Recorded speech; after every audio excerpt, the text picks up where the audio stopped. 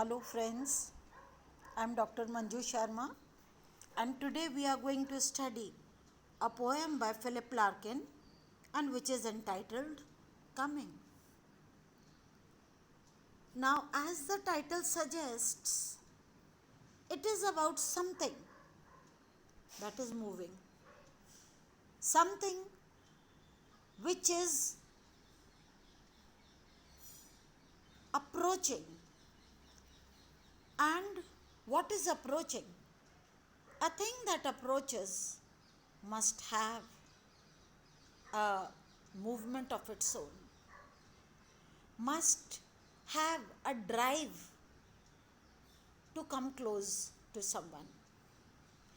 And as I have already talked to you about the features of Philip Larkin's writings, and primarily which show Philip Larkin as an anti intellectual poet. By anti intellectual poet, I mean that in his poems you will not come across words that are difficult. He is not making any pretense to tell to us anything that is extraordinary, that you might not have experienced. Instead, Philip Larkin only delights in talking about things that are known to all. They are commonplace things, and these commonplace things are expressed in such accuracy and a strict fidelity to the actual state of affairs. So, as the title suggests, the poet is receptive to this movement. And what is this movement? What is coming? Let's see in the poem itself. On longer evenings, light, chill, and yellow bathes the serene foreheads of houses. So, what is coming? Something which is coming on longer evenings. The evenings they are not wintry evenings. They are the time when winter maybe is moving out and something is coming in. So, evenings which are long, which are proclaiming the advent of a change in nature, on such longer evenings, what comes? Light. The proclamation of happiness on the sky, light, something, it's a beautiful imagery. आपको देखना होगा कि हम बैठे हुए हैं, कुछ evenings हैं और इवनिंग्स में लाइट आ जाए. We all have a very orthodox feeling that when it is evening, we await the coming of dark. But no, it is not dark which is approaching. It is a light. So light is coming, which is chill and yellow. If the light is yellow, means what would be the color of the sky? That should be a beautiful blue. Because when yellow infiltrates into the atmosphere, it comes only when the sky is blue. So, the beauty here in the beginning of the poem is juxtaposing of the colors. The two primary colors, the yellow on the earth and the blue on the sky. And when it comes, it bathes the serene foreheads of houses. See what is the light doing? Just as, poets have forever delighted in saying that forces of nature induce a kind of intoxication. If I should remind you of Chaucer, who says that the liquor, the water of the rains, have bathed the wines in such liquor. So here also, this yellow and chill light, it bathes is cleanses, gives a kind of freshness to the foreheads of houses. Foreheads is the frontal part of the houses.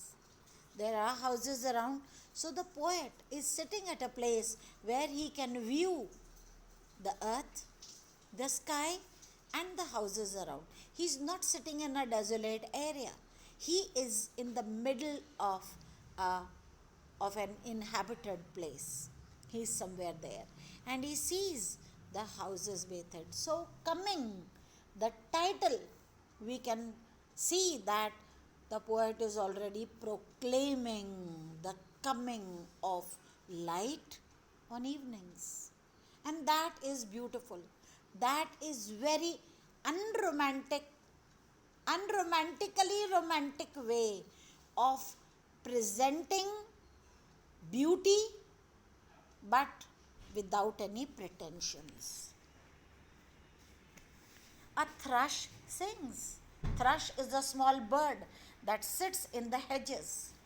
A thrush sings. Laurels surrounded in the deep bare garden. Laurels are plants. So the thrush is not visible. Just as the nightingale was not visible to the Keats, and the skylark was not visible to Shelley, and yet the sound that these birds created forced the poet to believe, to see beauty existing in nature. And here the poet sees and hears a thrush sing, and it is laurel surrounded, hidden to the view, but he identifies the bird by its sound. And it is, laurels are beautiful tendrilier plants, and there in the deep bare garden, a double adjective, because the garden would not be appropriate if it was just deep. It also needs to have a bare appearance. That means in the garden, however not visible, still the garden is a deep and a bare one. Its fresh peeled voice astonishing the brickwork. Its is the thrushes, the birds, fresh peeled voice. You know, he brings about the absolute element of beauty by saying that it is a fresh peeled voice.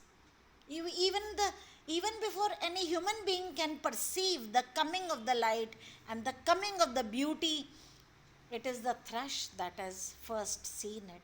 We all know that all the creatures in nature, we may be not receptive to the changes in nature, but birds and animals and plants, they foretell the changes which are about to exist. And the thrush's voice doesn't appear to be its usual voice. It is a fresh peeled voice. And this voice has astonished the brickwork. He uses the term brickwork for the large number of houses which are around the garden. So, what do we actually see is the poet speaking. The poet is proclaiming the coming of spring. Now, you must understand that spring is the season, one meaning, and spring is the upward movement, the thrust upwards, either when you jump or when something jumps. So what has happened in this coming, on these long evenings, A light has dawned, it has bathed the houses, and it has caused a thrush to sing from somewhere among the laurels, from somewhere in the deep bare garden. And the beautiful voice, the fresh proclamation in the song of this thrush has astonished the brickwork. In these introductory 9 lines of the 19 lines, which are the composition that is coming, the poet has given to us the idea of the coming of spring. And he says that it is not he who has observed, who could make it out, but he could make it out with the help of the light that dawned in the late evening and the song of the thrush. So he attributes this sense to the elements of nature. One is the light and second is the thrush. So despite being very unromantic, despite making any effort to glamorize anything, he is painting the coming as it is. And he involves the man-made things as reflecting these natural beings' call of the coming. And this is all for today. We shall continue. Thank you.